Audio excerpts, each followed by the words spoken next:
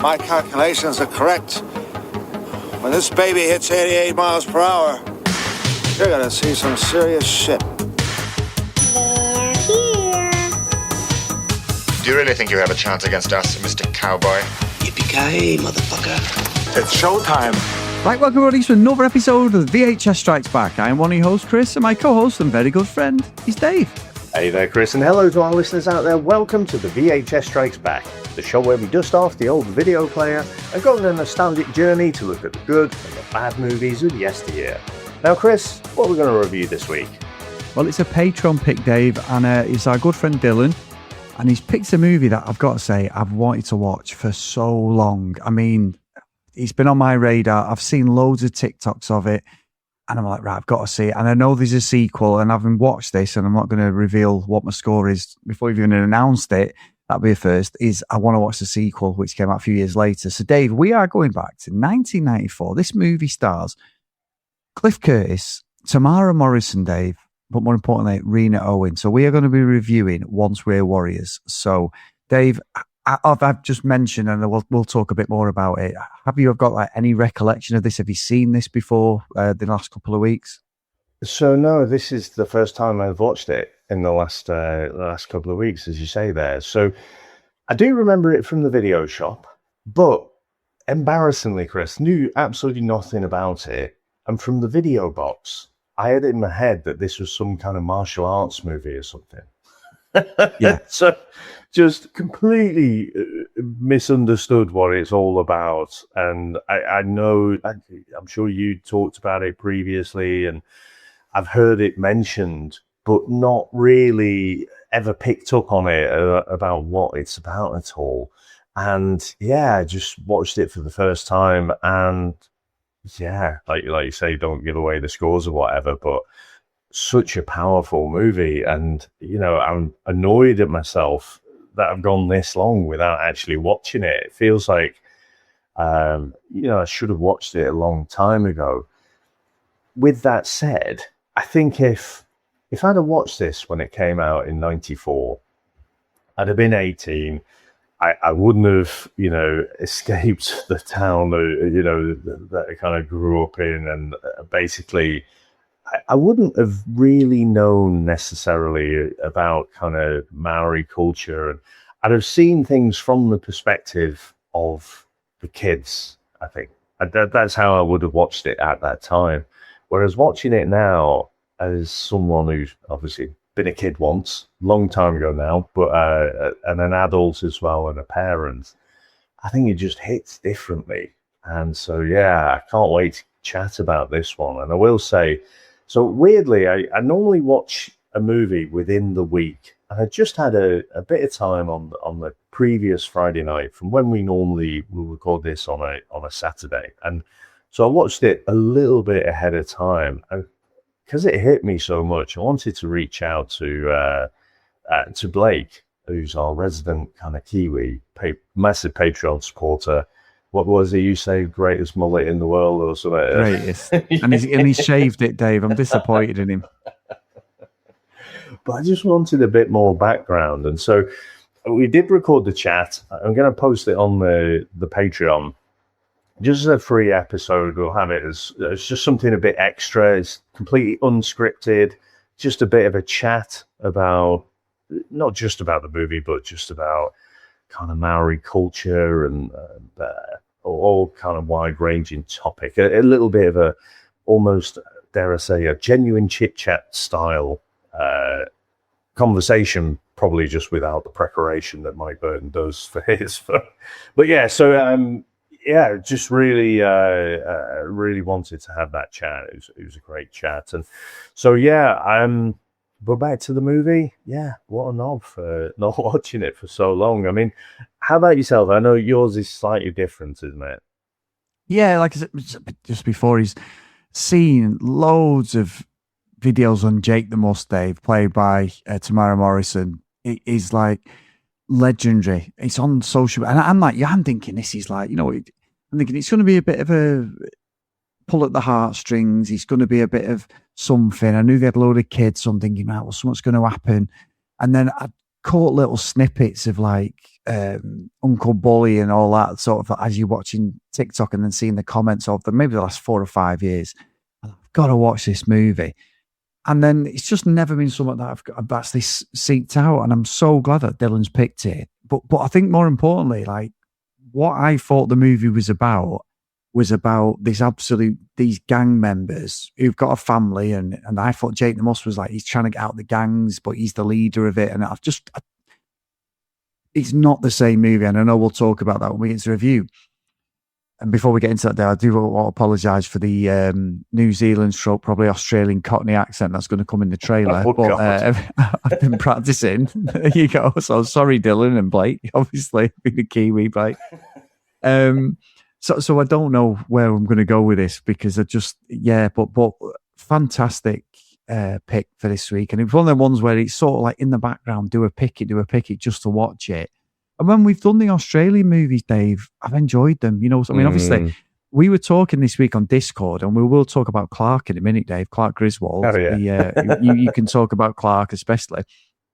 But our top movie that's been downloaded, which we always thought was Rocky IV, over everything we've done. I mean, it was for a long time. Rocky IV's now third. So second is American Pie, and that's probably because of, you know, my press up story, Dave, and shoulder injuries and stuff. It spawned a lot. So I know we've mentioned it on the reality podcast. Yeah. So we have some, you know, we have quite a lot of people over there who've probably come over and listened to that. And we have a few people who've discovered the VHS recently. They didn't realize they thought we only did reality TV. How wrong they were, Dave. But our top ever downloaded episode, which shocked both of us this week as we were talking, is BMX Bandits, which was obviously my pick, Dave, so I know what I was doing there, talking about such a classic movie. Even with Nicole Kidman's body double being a bloke in a fucking Harpo Marx fucking literally wig. The first thing I think about when I think about that. The massive shoulders. The Harpo Marx fucking wig on. Ridiculous. But yeah, so that's our most downloaded episode, which is unbelievable. So whether there's been some sort of BMX Bandits resurgence, I don't know. So where this one goes, I honestly couldn't tell you. However, Dave, before we get into the trailer, can you tell everybody about Clark Griswold and the battle that I have had with Clark this week, please, on our Discord channel? Well, I mean, where to start with it? I guess I started playing around. I went on a bit of a techie rabbit hole, just trying to set up basically like a little bot. So just a little chat bot that we have. So we have our Discord community, don't we? It's fantastic because for me, I love it. You know, just having that chat about, you know, the movies that we love and love to hate and all these kind of things. And I thought, could I put together like a little chatbot? That was the germ of the idea. Who would basically, he'd know all of our review scores, you know, not necessarily every single conversation or whatever, but just had some knowledge about, you know, our podcast and whatever, but would also be a bit of a whiz on the, you know, the movie trivia and stuff like that. But also, it wasn't going to be enough that it was just a bot that could just, you know, just respond to stuff and be a glorified Google. He would actually think that he was Clark Griswold. And so, you know, I set this up and I didn't really have a particular end goal in mind. It was one of those techie rabbit hole things where I just thought, could I do it? And I do have in the back of my mind as well, you know, got the Jeff Goldblum thing, you know, they spent so much time wondering if they could do it. They never stopped to think whether they should. But yeah, I had no idea if anyone would use it at all. And then, you know, just posted a message, you know, hey, just Clark's here and blah, blah, you know, you can have a chat to him or whatever. And then, fuck me, the tirade. All I can only describe as an ADHD hyperfocus tirade of things coming from you about random fucking questions. And I think everyone was sort of sat on the side. You know, you had a few other people chipping in and stuff, but everyone was like, this is a real window into Chris's brain. This is what it's like to live in Chris's head for a few minutes. Well, it never answered the question. One of the questions was, would a giraffe eat a horse? And he'd come back with all sorts. And then the thing was, I broke ChatGPT that time and you thought it was hilarious. So I thought, I'm rolling my sleeves up because I kept asking questions. You went, no, that's not it. That's not it. And eventually ChatGPT was like, listen, I don't know what more you want me to do. I'm like, I fucking got you. I've got you. And then at one point, he had to reboot. I asked him, did he support United? And he was doing hashtags, glory, GGMU, glory, Man United. Then he stopped. Then you chipped in about Liverpool. Then Math chipped in. He was taking the piss. Who else? Oh, there was the other Matt, wasn't it? Natty? Matty, Matty, he's a Liverpool fan and he starts. Matt's taking the piss as well. Then Blake chipped in a couple of things, but then genuine things they were asking about, like the scores and everything. And I'm just there going stuff like, what did I say at one point? Who would win in a fight between Kermit the Frog and someone else? It's just like ridiculous. But he did have to reboot himself after my tirade, Dave. And then amazing timing from you because you're not really commented and you just put the thumbs up the Arnie from Terminator 2 as it goes into the molten lava as his fucking thumb goes down. I broke fucking Clark a couple of times. He's had to reboot. But yeah, the tirade of questions were ridiculous. Like, I'm paraphrasing. Some of the things I was asking I was just on one. And Sam's looking at me going, what are you doing? I'm trying to break Clark. She goes, who the fuck is Clark? I'm like, you don't understand. I said, it's fucking AI. And I sat there all night just asking him questions, the most ridiculous questions you've ever seen. I was on one. But then I've burnt out now, Dave, because I've not spoke to Clark for 2 days. So he's probably ADHD and then he'll never get asked another question by me again for a couple of days or something. But yeah, completely burnt out. I think Math said there was 150 notifications at one point. In about a 2-hour window. I think one of the questions I had, which was a genuine one, is it was a scenario about, well, what happens if the girl in the red Ferrari, offers you to come down to the pool or whatever, but Ellen wants to, I don't know, play Sudoku or something like that. But he gave a very politically correct response as well. It definitely stayed with Ellen, and I'm like, yeah, I'm not sure, but yeah, I had to have the words with him, a quiet word about the Manchester United thing. So I think he's seen the error of his ways now. But I was impressed you got him to be an avid fan for a little bit. Yeah, for a little bit. I said every time I speak to you, you've got to respond with the hashtag GGMU, and he did. And then all of a sudden, I think it was fine when it was just me and him, but then I thought whether it was Math or someone got involved. As soon as they asked a question or in your private conversation, so yeah, my private conversation, it took it off then, and it like reset himself, didn't it? So, but I'll break him, Dave. Don't worry about Clark. Plus, Chevy Chase is an absolute fucking bellend in real life, so I was sort of like that was half my motivation. But yeah, 47-year-old man trying to break a fucking AI thing, brilliant, absolutely brilliant. Then I asked him to summarise every episode of EastEnders, then Neighbours, and he was like, no, even he was like, fuck off, Chris, these files. I've had enough. And I said, I want you to read the Bible and tell me what John 3:16 is. Obviously, that's Stone Cold Steve Austin's tag, which he nicked from Jake the Snake when they fought. That's the whole thing, because Jake the Snake was a born-again Christian, and he quoted John 3:16, and that's when Austin's like, Austin 3:16 say, I kicked your ass sort of thing, and that's what spawned all them t-shirts. But I was just taking the piss going, like, read the Bible, and all this sort of thing. But yeah, I'm such a knob, Dave, absolute knobhead. Paul Clark's probably just bet you're going to block me at some point. Well, I'm glad we got to get some laughs in. It we got to get some laughs in. I'm glad we got some laughs in. To be honest, Dave, the main, actually, I said I did it at night. I did. But then the next one was, I was on a course on Wednesday, Thursday, and on Wednesday I was bored at me fucking nuts. So I ended up asking him even more questions on Wednesday daytime, and that's when it started again the day after. So, but I've given him a bit of a rest for a couple of days. Very good, very good. Well, Chris, should we get into our trailer? Let's go. In South Auckland, one family is trying to hold itself together. Which would be a lot easier if everyone stopped shouting for 5 minutes. Cheers, Benny from Crossroads. Meet Jake the Muss Heke, strong, proud, feared. The man whose emotion range runs from angry to even angrier. Beth dreams of a better future for her children. Unfortunately, she had to drag the rest of the family with her. As all traditions collide with harsh realities. Every family barbecue somehow feels like one bad comment away from becoming a full contact sport. Dave, the accent every time has changed. I don't know. I've been practicing a New Zealand accent. I bet Blake's listening to this going, it feels like I'm back home. Yeah. God. Friendships are tested. Families are torn apart. And Jake continues his lifelong campaign against indoor voices. But even the darkest lives can reach a turning point. Usually just after someone says, maybe we should have a quiet night in. Once were warriors.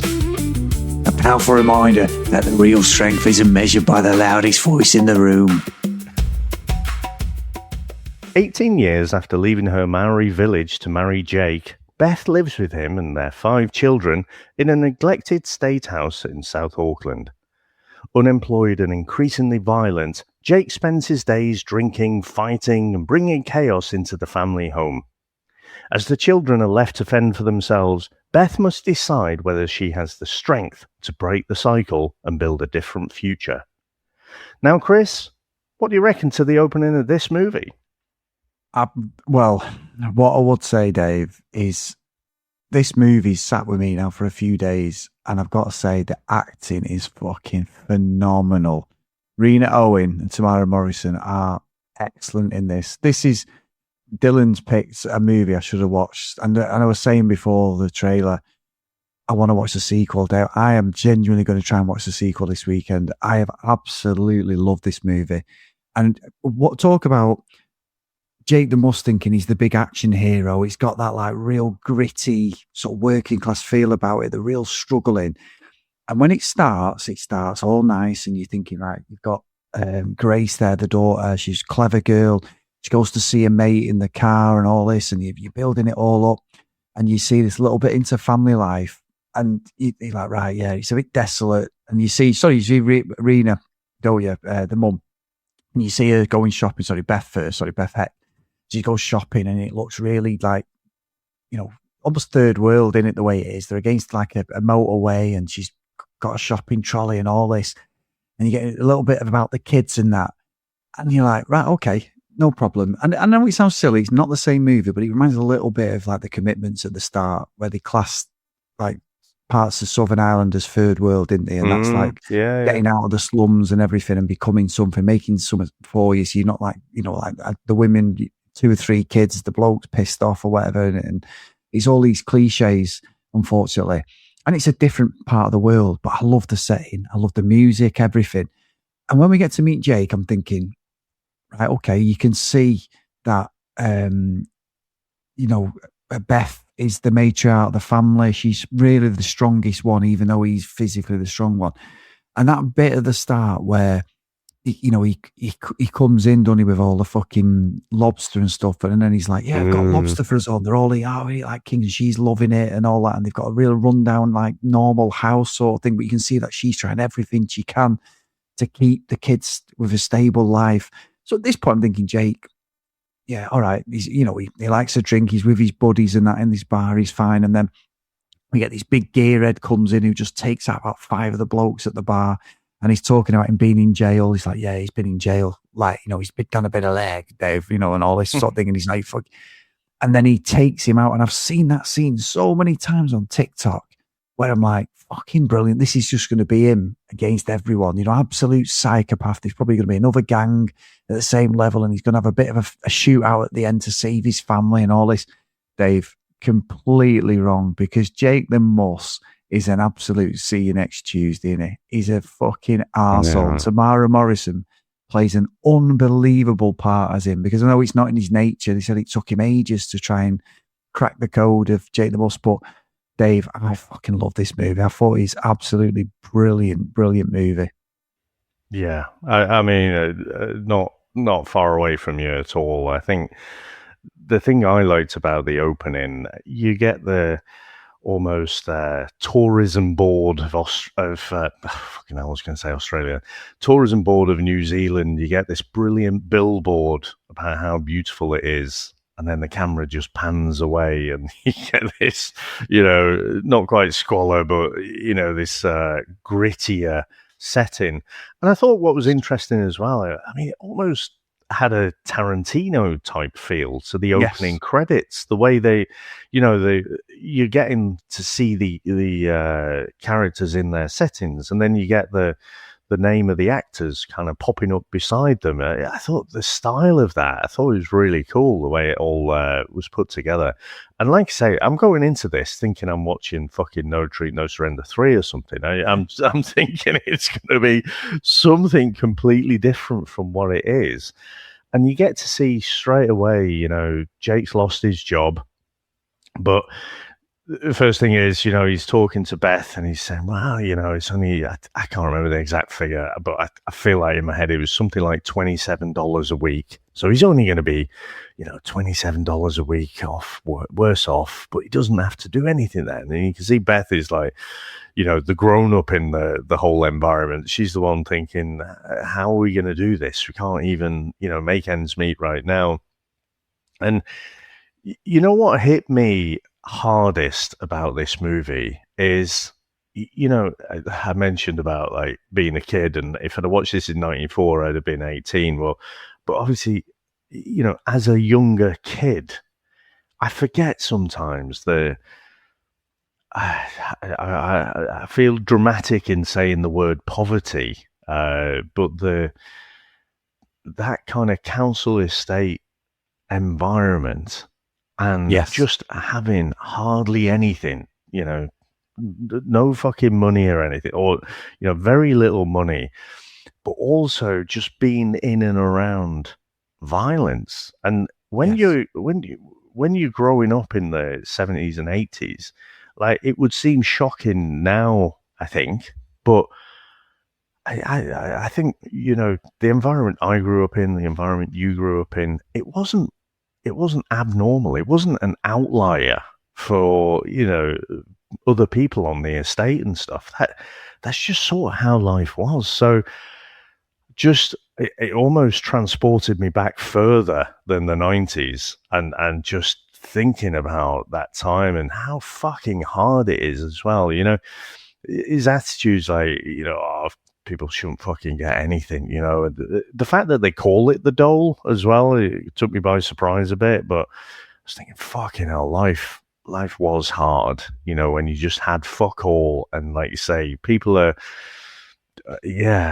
not very nice to each other for a start. But I think it was that hit me most. And even though, a big part of this movie is obviously the whole Maori culture thing, and I think from what I understand, this brought to the surface, people were having conversations about, these people on the fringes of society, and maybe we should look after people a little bit better and whatever. But yeah, for me, even though, growing up in the north of England, there was a lot of things in this movie that hit for me as well. And I imagine they did for you as well. Yeah, I mean, we've both been dead candid, haven't we? Like our roots sort of, and we're not the only ones listening in, and we're not the only ones, you not get the violin out. But yeah, there is bits of it where I'm like, wow, like it luckily, I mean, my old man, I don't speak to my old man, but he's an arsehole. But he wasn't a heavy drinker like that, but he was just see you next Tuesday, Dave. So a lot of the stuff that we saw was quite relevant. That living in fear, that sort of, you've just got to let the mood pass type thing. Maybe not as fucking violent as, it was never as violent as what Jake does to bloody Beth at all. Never like that. And never, I'll be honest, never towards me bloody. Fuck me, yeah. That was a scene, wasn't it? That was a terrible scene, but not like that. And to be honest, the violence was never at my mum, as far as we know. Always, as you get older, you always think that. If it ever was, it'd be game over for him, because there's there's 4 lads, so it's like none of us would have put with that, and I was the oldest. But it's sort of like a thing where you like, what's relevant for me is the mood change and like where Jake comes in and he's trying to come in with a positive, like, oh, look at this, I've got this lobster, blah, blah, blah. And then he goes, oh, because I lost my job afterwards. And then because he's about to have a bit with Beth in it, and they're like getting all intimate and stuff. And then she's like, fuck off, Jake, like, here we go again, sort of thing. And then he pisses off to the pub, doesn't he? And that's when he has that fight with that guy. But it's like, they're so relevant to us people listening, where you live with somebody, and it doesn't have to be your dad, it could be your mum or whoever, who's just they've got mental health problems. They're going through stuff themselves. They're trying to keep head above the water for their family, but it comes out in the wrong way. And I think that's what's powerful about this, is like, these people want something better. You can see with Grace, she wants something better, doesn't she? You know what I mean? Like, she wants something better for her life. And the brother Buggy as well, who's about to go to jail, and he's got the court case, and the start of it's terrible, because this is where Jake it completely turns on the head for me, is because Buggy's he's being brought back to the house by the police. He's on probation. He's got a meeting the next day where he could potentially get going down because he's broke the terms of his like probation thing. And Beth's like, I'm going to be there. And he's like, Mum, I need you there. And fucking Jake's like, oh, what's up with him and all this? I thought it was something serious. And she's like, yeah, you could go to, get sent down, sort of thing. And he's like, oh, it'd be the making of him, and all this. And then obviously you've got the older son, Nick as well, Nick Heke. He's like, but he's on, in real life, he was only about 12 years younger than both of them two days, because they're about the same age. But he's the older son. He wants to join a gang. But it's that whole thing about the whole family just don't want to be in that house. And I can relate to, I'm sure you can. My house I grew up in, the main one that we spent most of the time at, was just a pressure cooker. And every summer holiday, every Christmas holiday, when I didn't have to go to school, I would be with my grandparents. And I'm the oldest, and I always used to feel a bit of a coward, because I used to think, well, I can't handle that house, and I'm leaving the rest of them there. When I was the oldest, should be setting an example. Then as I got to like a teenager, I was like, I ain't putting up with this. And then that's when I did start clashing. But that house is a symbol. Even now, when I go past that house, I'd love to be able to buy it. But then I think back and go, I've not got the money to that. But you think, I want to buy that house because they don't live in it now. But then I always think, well, there's no good memories in it. So why would I buy that house, if that makes sense? The nostalgia's there of us being together, and me and my brothers and sisters all being close, because we were petrified of growing up. But then it's like, that house there's no good qualities to it. And I think this is it didn't trigger me because you'd watched it before me and said that. Yeah. And I'm like, I'm not a special case, but I'm always open about like your upbringing and everything and who I am. And I just think this just hits the button for me. It was so relatable to living with somebody where you just did not know from 1 minute to the next. And I'm sure there's loads of people listening gone through this, and you're like, I don't want to be in this house. We were always out playing football when I had to stay at home and stuff, because I just didn't want to be in that house. Spend as little time as possible, because one bang on the fucking bedroom floor or one thing said wrong, it ended up catapulting into this absolute fucking kick-off where you'd be fucking just wanting to go and lock the door on yourself, sort of thing. So anyway, I just think it just does such a good job, and it's relatable, even if it is 13,000 miles away from where I grew up. I just think it's done so well, and Jake is an absolute awful fucking bastard in this. He is, but I think what they do in particular that's quite, quite brilliant is it's the extremes that they swing between. So if Jake was just a cartoon, two-dimensional villain, and he was just a bastard all the time, then I think that would be one thing. And I think that's I don't know why, but what is the Manchester guy in Gone in 60 Seconds? Oh, Christopher Eccleston. In that movie. Like, he's just a two-dimensional villain, isn't he? And he's just an arsehole all of the time. Raymond Calitri. That's it, Calitri, yeah. Fucking what a name Salford. for a Mancunian from Salford. And he is, I've seen it, I've said it at the time, I've seen around Morrison's in Salford. He's a Salford lad. Just happens to like woodwork as well. But, so when you've got a villain like that, it's sorry, from nowhere. It's so silly. Bit of carpentry. Yeah. Well, when you watch that, like say, you have that two-dimensional villain, but with Jake and Beth, they have such sweet and tender moments when they're doing the karaoke and they're having a great time, and you can see the kids are all like enjoying it as well. And again, at this point in the movie, I've still got no idea what it's about. Absolutely no idea. But then I think it's Grace who says, "Oh, it's so great, when they're like this." And that was the first little red flag of like, oh shit. I think I know where this is going, but and sure enough, it went there and way past there as well, because when we do get to see, we get Uncle Bully wants some eggs, doesn't he? And so Beth had just had an argument with Nick because he wanted a few quid to go out and spend, and she's like, no, you've got everything you need here. Beth's trying to manage, the family has no money, and so she's trying to manage and make the best of what she's got. And then she ends up slapping Nick, and then she's sort of annoyed at herself, and then she's trying to give him some money, but he's already bolted, he's gone. Then you get this whole make him some fucking eggs, and it just all fucking kicks off from there, and everyone scarpers, don't they? No one steps in, no one sort of gets involved at all. Everyone just pisses off, and you get the kids can hear everything downstairs, but they daren't fucking intervene at all or get involved. They're just cowering upstairs under the bunk beds, and it's just like, fuck me, what a horrifying but brilliant scene. And yeah, the violence went way past where I thought it would. Yeah, I'm with you on that, because I think that scene, there's one guy in the group who seems to be able to calm Jake a little bit in there. He's a bit. He does later, doesn't he? When he's having a go at Gracie. Yeah, but this scene especially is like husband and wife, and it's not like it's uncommon, because Jake and Beth are having a great time. They're singing, aren't they? They're singing together. This is the thing. I think it's just such a Dave. The twist in it is unbelievable, because I thought it was going to be a bit like Boys from the Black stuff. They all lose the job, don't they? Aussie use and everything, and they're trying to like work again. There's no work in Liverpool, and it's like my favourite show ever. My favourite show ever is I'll Be the Same Pet. Same thing. They're trying to.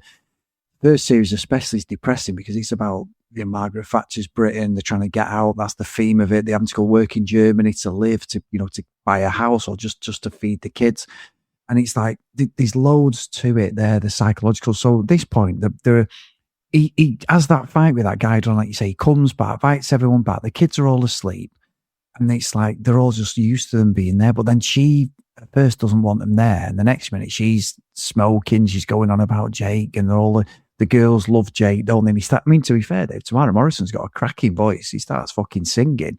Yeah, he's a good singer, there's some good guitarists there as well, and they're doing this proper like acoustic thing. It's all family, and then as soon as he fucking she disagrees with him, oh my god, it just, you're right. The acting and obviously bloody Rena Owen there, she must have been in fucking agony, Dave, because I know it's a movie in that, but they went for it, didn't they, in this scene? She's obviously said to Temuera Morrison, like, she said it's not in his nature reading a lot of the stuff.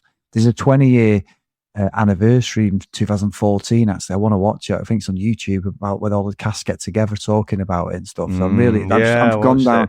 It's really hit me, this movie, more than anything. I really want to find out I've read all the trivia on it and everything, but I really want to go down a rabbit hole once we've finished as well, because I really found it fascinating. And that scene, like you say, it goes from the physical violence. She gives a bit back, but obviously he's just a fucking bully and he's an awful person. But it's the end of it when he throws her on the bed, Dave, like he's going to rape her. And that's fucking awful. I mean, they don't show it, thankfully, but it's that thing of, and now I'm going to show you the bosses, because he takes his top off them, and then they're in bed in the morning where she's covered in bruises. And what's even worse is obviously Boogie's got this whole thing, and she's in the bathroom. They know he's levered her because the house is upside down. They're trying to tidy it up. And she says to him, "Oh, Grace will go with you. Grace will go with you," because she just can't go. She can't vouch for him, because obviously her face is absolutely fucked. If he goes to court, it's going to make it look worse. And it's when Thingy comes down, though, the next day. Jake, what's for breakfast? And he's looking at her going, fucking hell, I'm doing a Cockney day. Fucking hell, woman. you're making me feel fucking sick. And it's like, you fucking done it. And she gives it him back. But it's like, Dave, it's one of the most powerful scenes I've seen for a long time. It's awful, that. Absolutely brilliantly acted. But my God, are you rooting that Beth just fucking kills Jake or something? And really, at that point. Yeah. I mean, again, this is a low-budget movie, isn't it? Obviously. But as well as the acting, I feel like I talked about the Tarantino style intro with the way they bring in the actors' names and stuff in the side. I thought it was really stylized, but also like the transition when Jake throws her on the bed and takes his top off.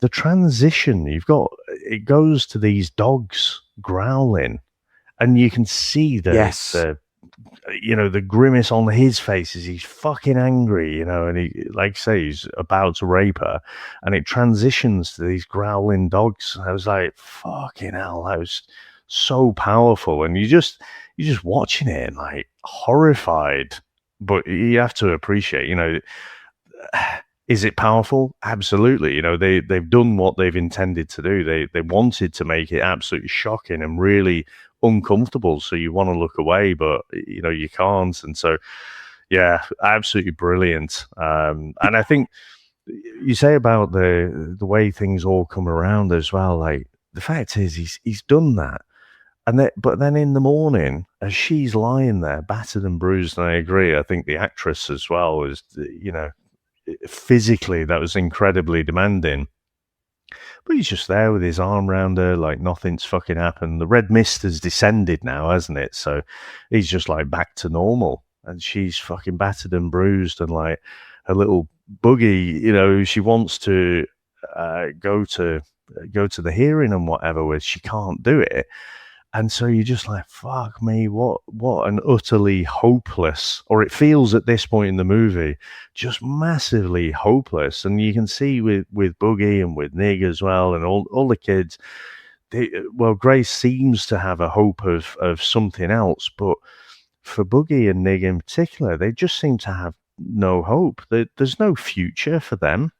They're just kind of drifting and going along at this point. And so, they'll end up, I mean, Boogie gets sent off to like a juvenile hall site kind of thing, doesn't he? And so at that point, you might as well, whatever, because there's nothing for me at home. Yeah. Yeah. And didn't you find, you were saying about martial arts, I think it's a great way to describe all that, is when Boogie ends up in that foster home, like whatever it is, when he starts smashing the windows up, and that guy just does a bit of fucking martial arts with the old kendo stick. And I was like, I'm pretty sure it's not a kendo stick, that's Japanese, but I also don't know what it's called either. Oh no, but I'm going with Donatello, Dave, so I'll go with Donatello's stick then, just not to, do some racial profiling, but it looks like that, doesn't it? So he's doing it, and he pulls it out and starts doing his move, and I'm thinking, does he have a fight with Jake, this guy? Does he fucking come in and just lever him or something? Because he's trying to do discipline. They're doing the hacker, aren't they? And he's like, right, give it more from deep down, and all this sort of thing. And they can't get the hacker right and everything. And Boogie's interesting character, Boogie, because he's in this place, obviously. But when Beth doesn't turn up, because what makes it worse after this is, obviously this has happened. They're not speaking. She's ignored him for ages. And then he decides, he goes to the pub again, doesn't he? Fucking Jake comes in pissed, and he's like, oh, you're a beautiful woman, Beth. And she's like, no. And then, but she falls for it again because it's not her fault, because it's a cycle of him loving her. He's love bombing her. Then he has a fucking drink. They have a disagreement. And then it's this whole thing where he's got $250 from the horse racing. So she's like, I want to go and see Boogie. And he's like, oh, fuck. And he went, yeah. Rent a car. So they rent this car, and you're thinking, here we go. They're going to go and see him.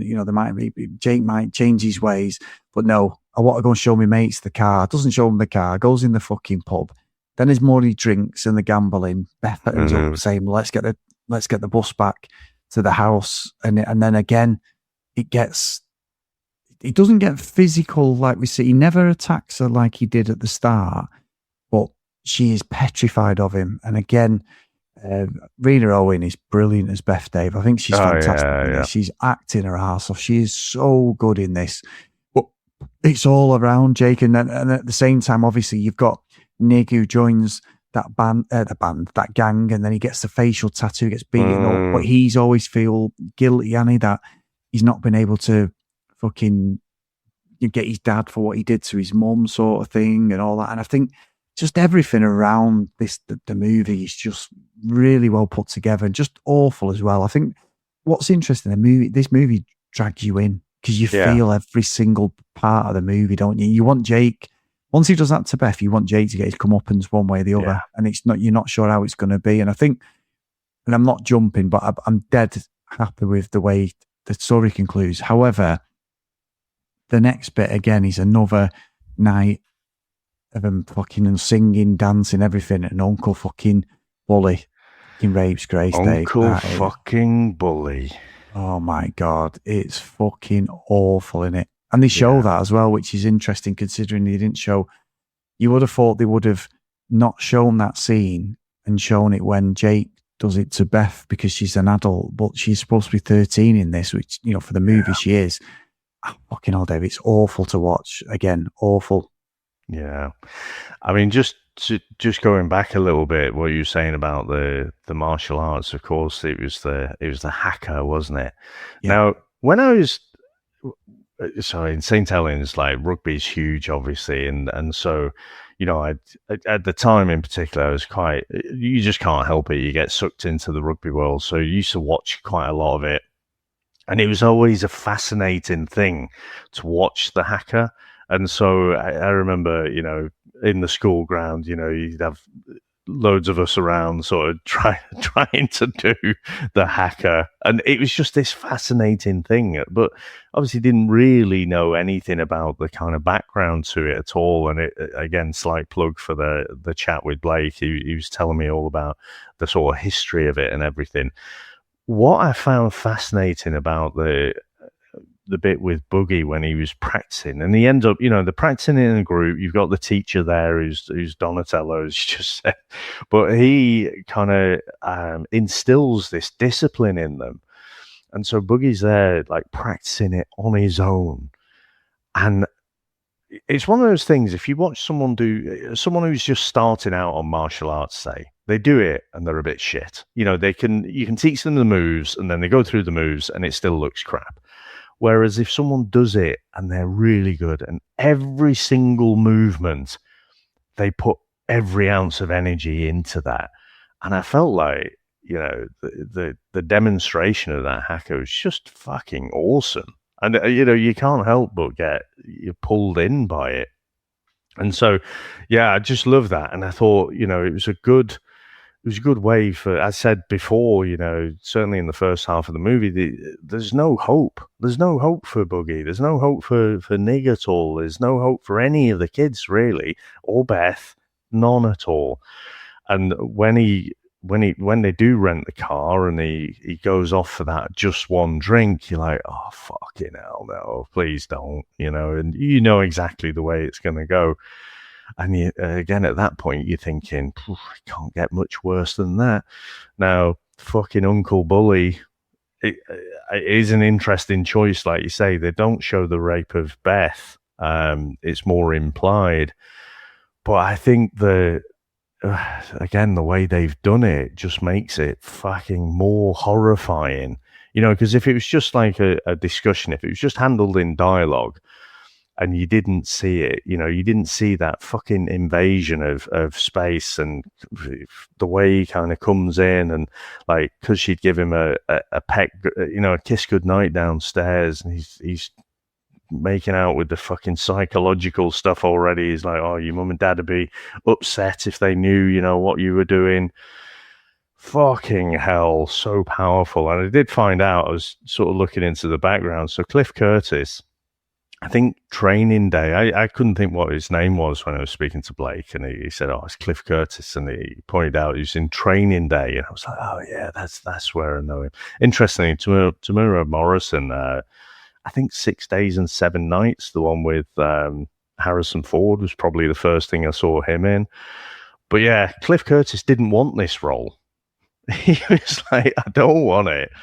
And apparently his agent, a Scottish guy, was just like, oh, I've signed you up for it now. He's like, well, I don't fucking want to do it. It's like, oh, sorry, but it's a bit late now. So he ends up doing it, and he discussed with a family member, and they said, like, look, if you're going to do it, just do the best that you can with that role, and make it memorable. And then people won't necessarily think about, they're not associating you with that horrible thing that the character does. But yeah, it was fucking horrendous. I just, Christ, Chris, we've watched some fucking horrendous things in this last couple of months, haven't we? Fucking irreversible and stuff. So yeah, but that makes him almost, up until this point, you're thinking, well, Jake is the biggest arsehole in the film. And then Uncle Bully says, hold my fucking beer. I know, and that, obviously, he bloody rapes her, leaves, and she's mortified. She has a go at the lad who lives in the car, who's a friend, Dooley. And I think what's awful after this is there's obviously they have another party again, and you're there, and he says, "Don't he, trying it on, or give Uncle Bully a kiss." And that's when you were saying before, that one of his friends, he steps in and is like, oh, leave it, because he's about to fucking lever her. And he's like, she's a kid. And then straight away, Dave, within half an hour or so this happening, she bloody hangs herself. And I wasn't sure whether she was actually dead, or because when they panned to the hospital. But again, Beth, her acting is unbelievable. You know, Rena, Owen, it's unbelievable. But she's dragging her, she brings her down. And then we're at the hospital, and she has actually died, and you're like, fuck me. But then you're not sure what's going to happen. This is when Beth gets like the inner strength to stand up to Jake, because he just stands there when this has happened. He doesn't do anything, does he? He's just fucking like emotionless. Like he's absolutely like a statue. He's just, the whole body's frozen on him. And then we get this back and forth where she wants to take her back to the family, doesn't she? Maori, to take, to take Tamara, and it's like, she wants a full ceremony, the funeral, everything. You've got the whole family there for it, but Jake won't go because he's like, I was seen as a slave. I wasn't anything me to them. I was just, I took her away and I wasn't good enough for a daughter. But then as he's saying it, I'm thinking, I get no sympathy for you, mate, because they were right. At the end of the day, they were right. She comes from good stock. She's fell in love with the wrong person. And you're just a bully, rapist, awful, alcoholic. You're absolute awful. And he's not even there for his daughter's funeral sort of thing. And when they come back to the house, this is when she's like, we're out sort of thing. We're gone. And they come back, which I found way weird, because at one point she's saying she's out and she's do by the best for the kids, ends up back there. And it's only by chance that they start putting the book together, and she's put it in a diary, what's actually happened with Uncle Bully, Dave. And that scene after this is unbelievable, because I didn't know that, watching it on TikTok, the way they made Jake out to be an Ed Case and like the bit of the hero of the movie. People frame things. And again, you should never judge a book by its cover. When Nick stood next to him and sort of stands in his way, I thought he was part of another gang. I didn't realize it was his son. And the reason he stands in front of Jake's face is because he's about to go for the mum. And that whole scene, Dave, is awful. But I will say, I think it's a good way to get back at Jake, because there's no one physically equal in this by the looks of it at all. And it's sort of like Uncle Bully, she knows what she's doing because she knows Jake's going to kill him. And she thinks that's the best way to get him out of the life, I think. And that's how I framed the end of it anyway, because it just goes end. But I thought that whole end bit was unbelievable. I was on the edge of my seat, Dave. What a brilliant made and acted movie. Honestly, it's a fantastic movie, this. Yeah. I think the way I just read it was, and again, that realization for Jake when he realizes, it was fucking Bully.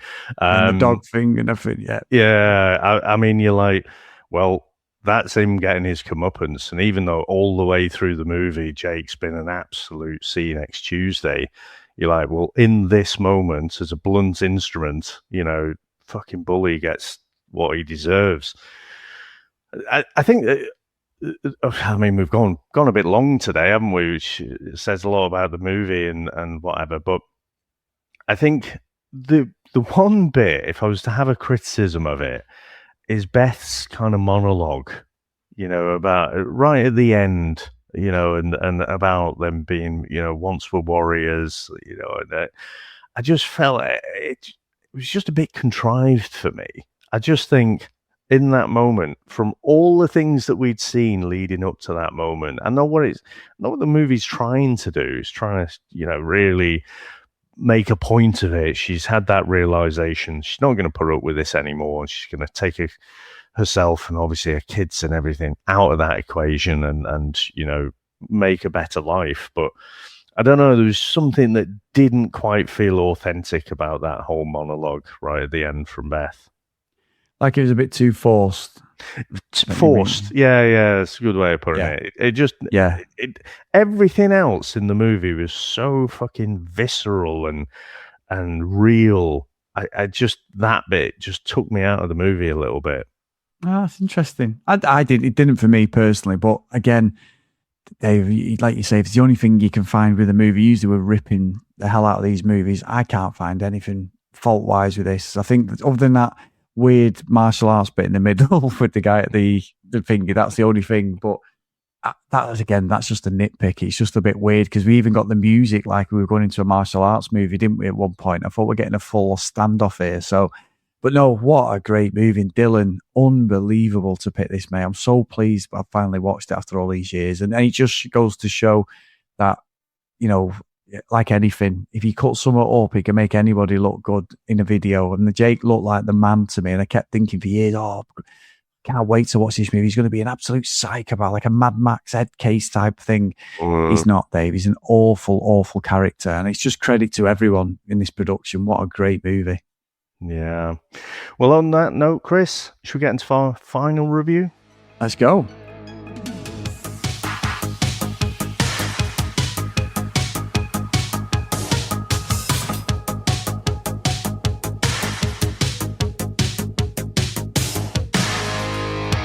So, Dave, I can't turn around and do a switcheroo and say it's awful. I just can't. I thought this movie was amazing.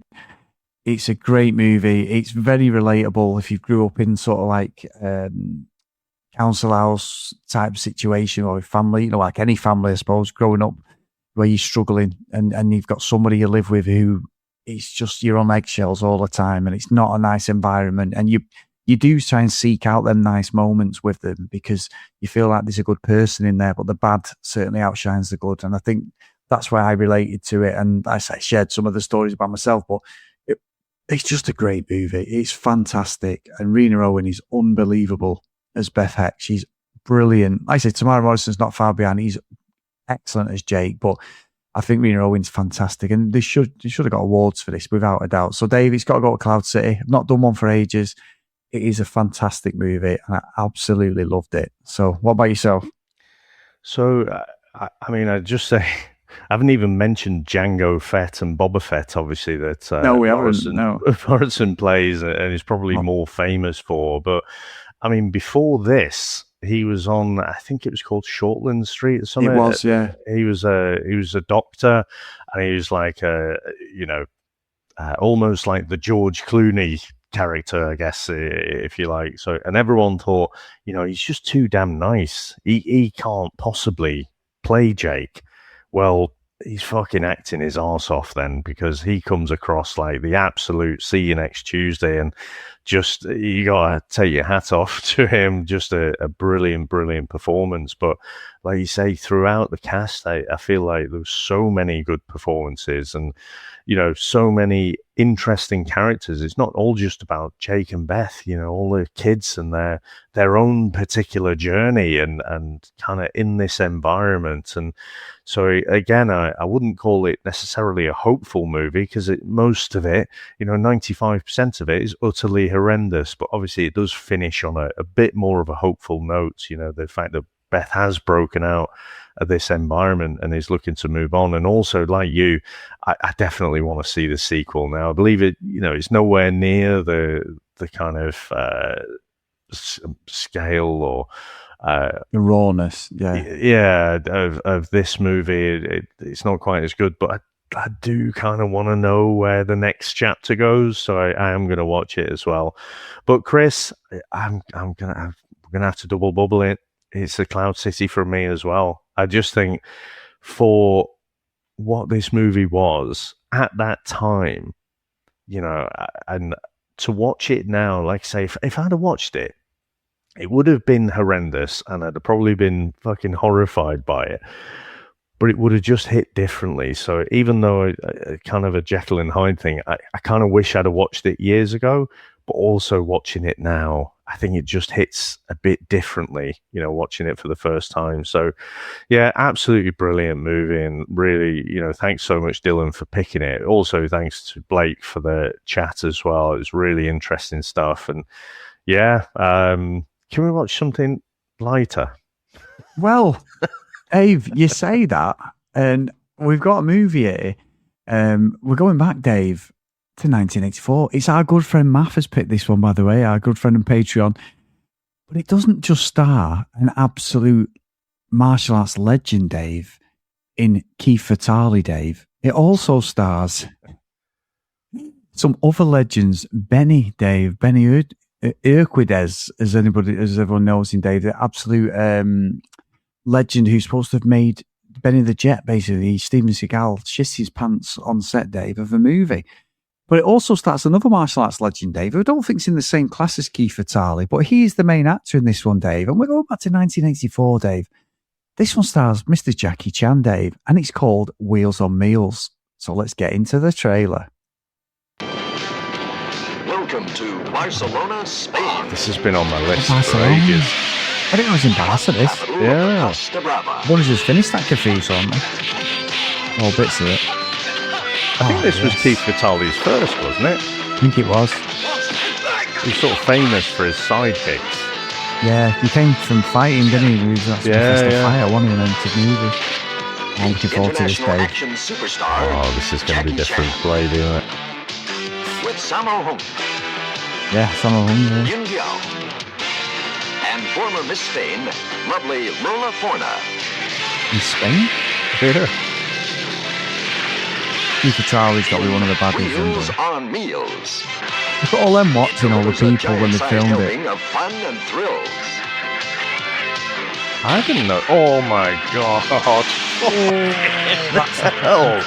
Look at the bottom of your cock there and your spine. Broken his coccyx there. Just making a living with a fast food truck can be tough enough. But the boys don't know what trouble is until they meet Lola. And try to save her from a gang of the toughest, nastiest hoods who ever threw a punch.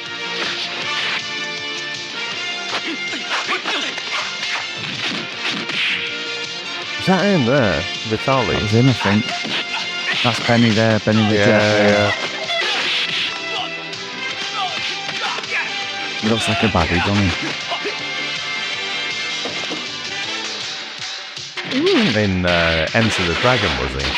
Benny No. I know he does a lot of choreography for martial arts movies, though, as well. I don't think so. Maybe it was, Dave. Maybe you're wrong. I'm going to have to look it up. Because he looks like the guy who's on the boat on the way to the island.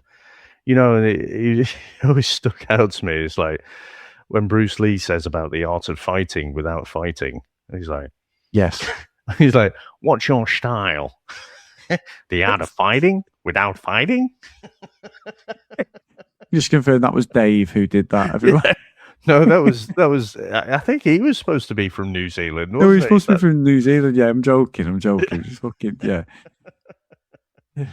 Oh, that is a fucking palate cleanser, Chris. After the heaviness of this week. And you know what?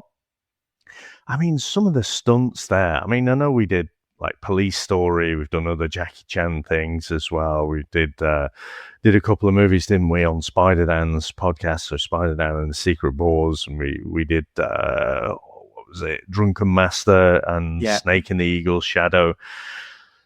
But there's something about the Barcelona setting there and some of those stunts. It's just amazing to think, good.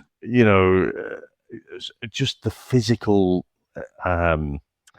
feat of it. And now, all the choreography and everything and all the safety. Whereas I don't think anyone from health and safety was working on that movie looking at the trailer. No, can't wait. Can't wait, mate. Honestly, absolute brilliant. Well, thank you for picking that, Matt. We needed some light relief, I think, especially after this week. Brilliant, 2 great movies. Obviously, loved it. So thank you so much, everyone. If you want to email us, the VHSStrikeback@gmail.com. If you want to follow us on social media, @VHSStrikesBack. If you do want to support us, please go over to patreon.com/the VHS Strikes Back. So the roll call of honour, and a big thank you to Chris Graham, Matt, Nick, Gareth, Mike, Lee, Helen, Dylan, Dan, Justin, Susan, Tim, Matt, Kent, Looking at the Green, Dan, Jack, Math, Blake, John Hammond, and Mr. Tony Farina. So thank you so much for all your help, guys, and all your support. We really appreciate it. Thank you so much. Some great movies coming up. And as always, Dave, what musical magic have you got for us today, my friend? Well, just before I go into the music, I just want to make a self-correction for myself. So I was looking up just while you were reading the patrons out there. So it was Peter Archer who played the character I was thinking of in Enter the Dragon. And he was Australian, not from New Zealand as well. So Blake's fuck up on many levels, Chris, many levels.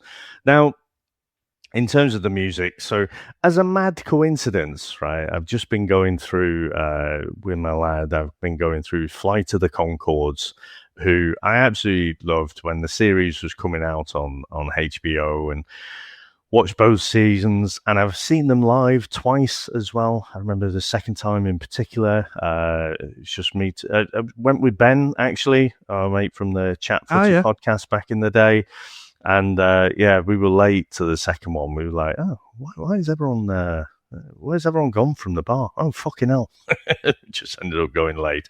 And so I thought, bring a bit of lightness to contrast with the darkness of this movie. So I've gone for a bit of a Flight of the Conchords, a bit of silliness, and again, just not too deep into some of the darker moments in this movie.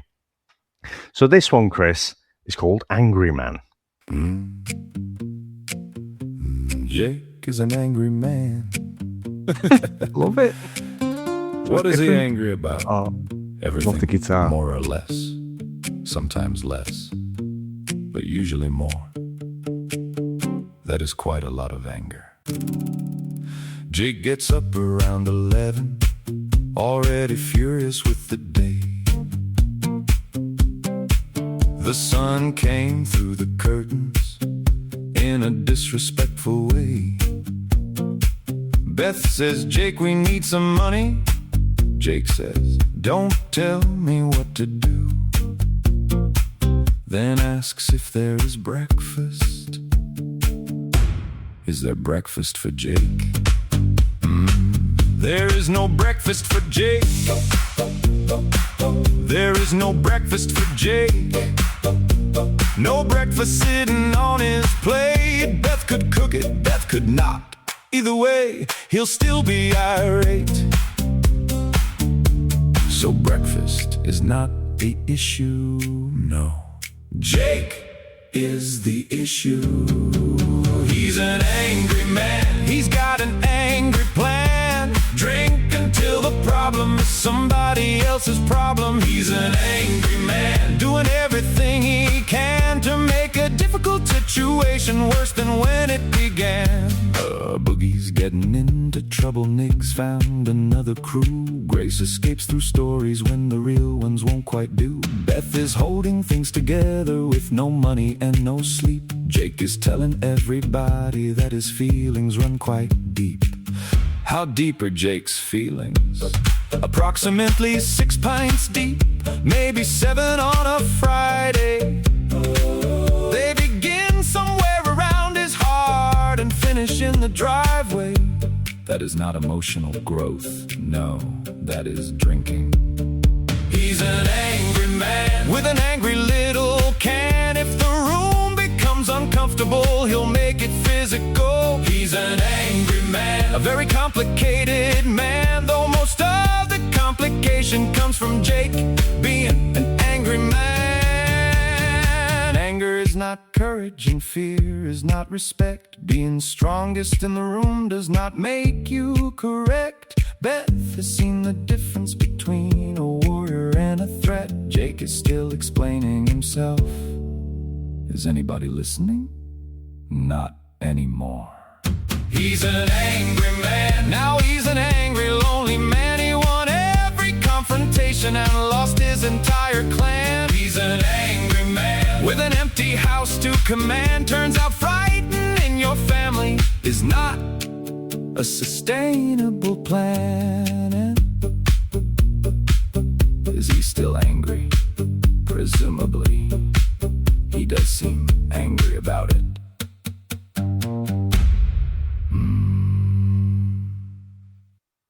So there you go, Chris. Very good. Very good. Just to lighten Different the as well. mood a little bit. So yeah, nice and not, I like it when we do the big bombastic sort of songs as well, but just something a bit lighter there in every way. That was good. But Chris, thank you very much. Great chat today as always. Thanks to Dylan for the pick. Thanks again, Blake, for the chats, which you can listen to separately to this. Thanks to all our listeners out there. Thanks to all our supporters, and we'll speak to you next time. Bye. That's it, man. Game over, man. It's game over. What the fuck are we gonna do now? What are we gonna do? Maybe we could build a fire, sing a couple of songs, huh? Why don't we try that? We better get back, because it'll be dark soon, and they mostly come at night. Mostly. I'll be back. That's not. We came, we saw, we kicked its ass. Wax on, wax off.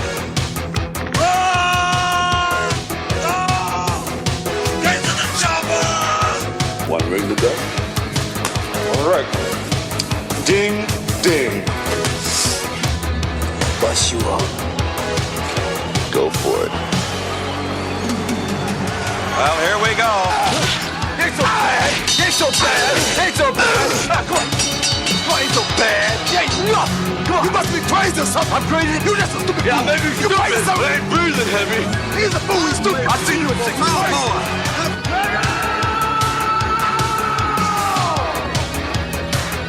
I must break you.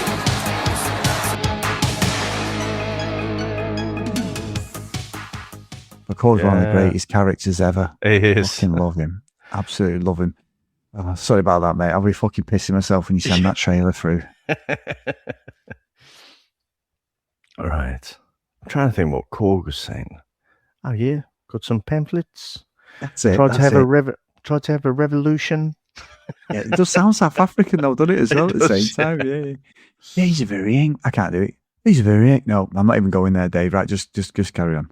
Piss off, ghost. That's it. That's very good, actually. That's too good.